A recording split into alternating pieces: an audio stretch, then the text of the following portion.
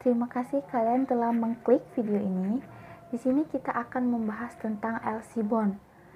Apakah kalian tahu LC bond itu apa?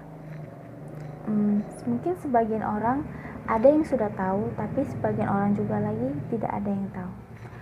Di sini kita akan membahas tentang itu. LC bond itu adalah nama makhluk yang selalu membawa tulang dari ayahnya menggunakan kantong besar, dan dia berjalan ke setiap rumah dan dia meletakkan tulang itu.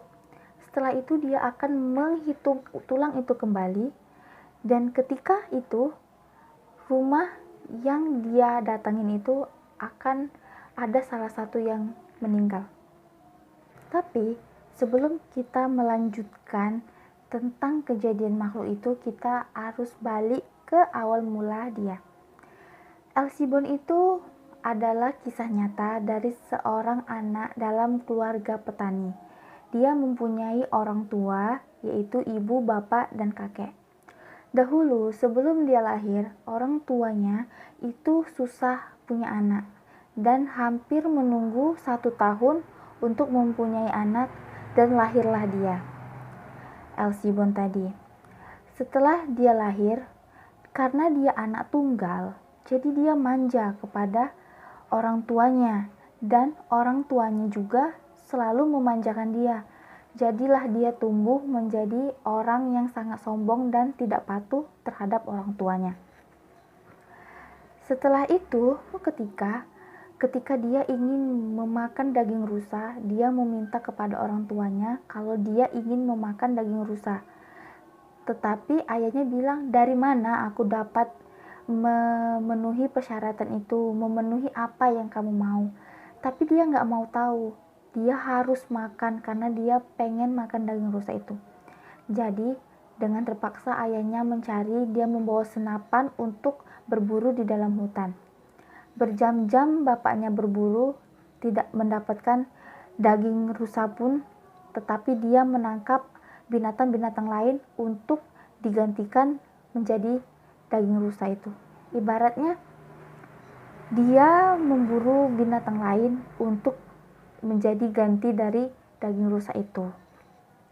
Oke, setelah itu pulang dia karena ayahnya itu tidak dapat daging rusa.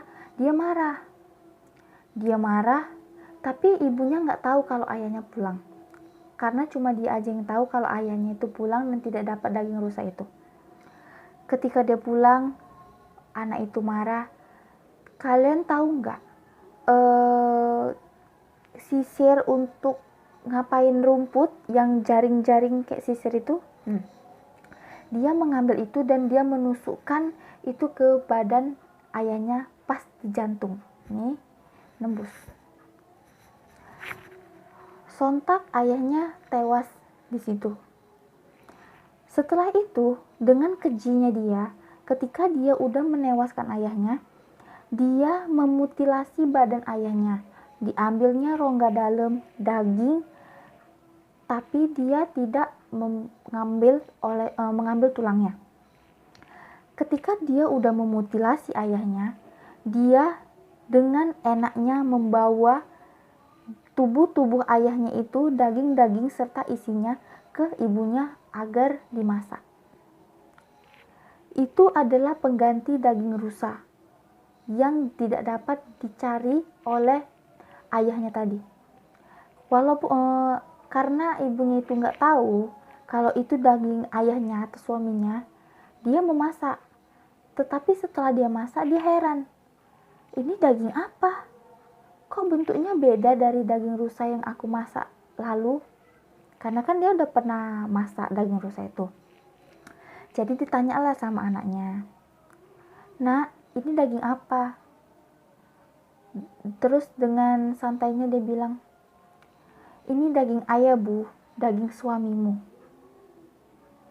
Ibaratnya sakit nggak hati seorang istri, suaminya itu dagingnya itu dimasak sama dia. Itu nggak bisa kita bayangkan betapa kejinya anak itu, sampai-sampai dia bisa melakukan seperti itu. Oke, setelah itu ibunya kaget.